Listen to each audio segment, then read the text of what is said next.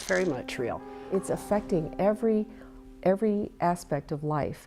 And if we don't address it, I can't imagine how it's going to be sustainable to support this. As far as who is affected, there's really no one that this crisis doesn't touch.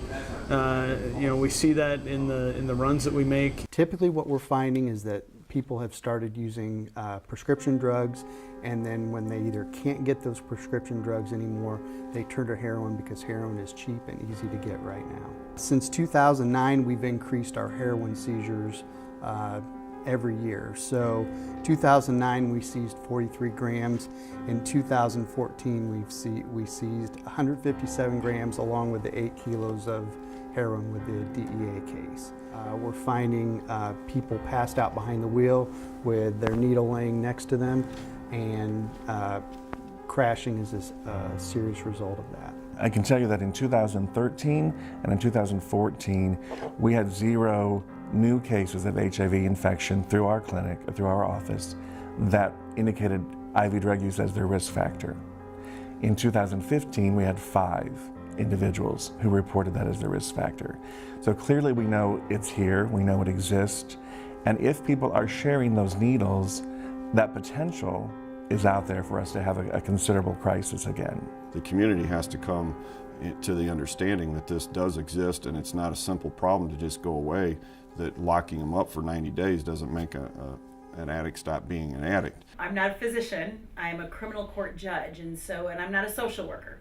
So the commonalities that I see streaming through all of these addicts, some come to addiction in different walks of life.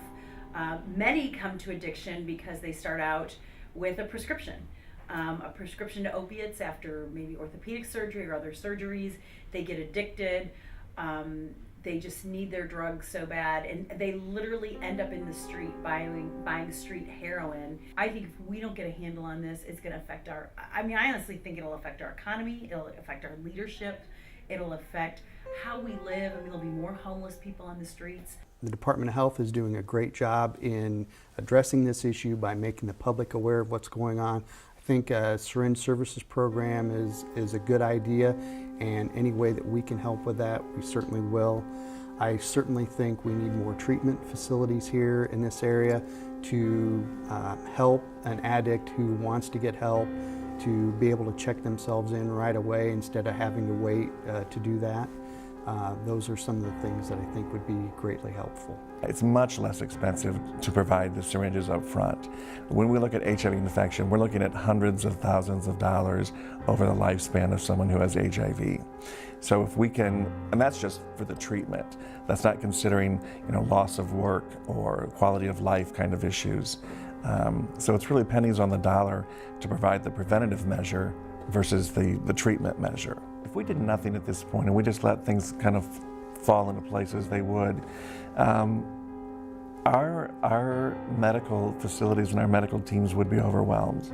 We currently sometimes have waits of maybe 2 to 3 months to get a newly HIV diagnosed individual into an infectious disease doctor's appointment. That's with us having, we had 26 that we worked with last year, 26 new infections. So if we're talking, over 100, we really don't have the capacity to manage all of those people in a timely or efficient manner. There would be significant wait time periods. The hospitals and the doctors would be overwhelmed. It would be a crisis situation, and that's what we want to prevent. And that's exactly what Scott County incurred, was this crisis situation where the resources were not there to help people, and we want to avoid that. Everybody owns a part of this problem. Healthcare, the robust prescribing of opiates, healthcare not screening appropriately for mental illness, parents not having appropriate conversations, funders not funding programs that we know work that in prevention. We all own a part of this problem. And we can't wash our hands of it now because it's getting icky and unpleasant. We all need to bring what solutions we have to the table. You're right, no one entity is going to solve this problem. You're not going to incarcerate people out of this problem. You're not going to, we have to work as a team, as a community to solve this problem, or we are not going to like where we find ourselves in 10 years. It's a big deal, and it's really become a huge epidemic that everybody needs just an awareness about.